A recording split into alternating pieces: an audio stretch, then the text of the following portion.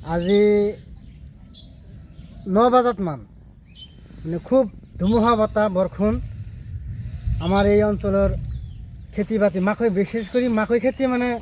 লোকচান বেছি হৈছে একদম বাগৰি পৰি গৈছে আৰু ঘৰ দুৱাৰো অলপ মানুহৰ ভাঙছে আৰু আমাৰ এই সাংবাদিক ৰফিকুল ইছলামৰ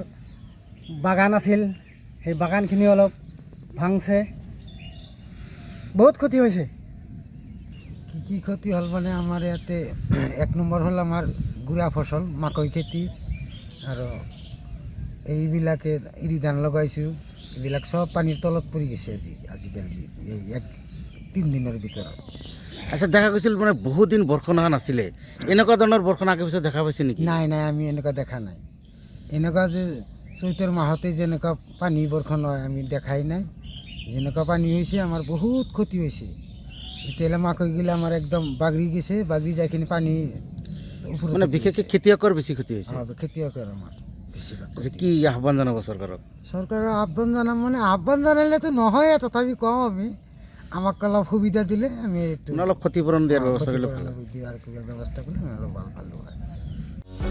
যিকোনো খবৰৰ বাবে যোগাযোগ কৰক আমাৰ এই নম্বৰত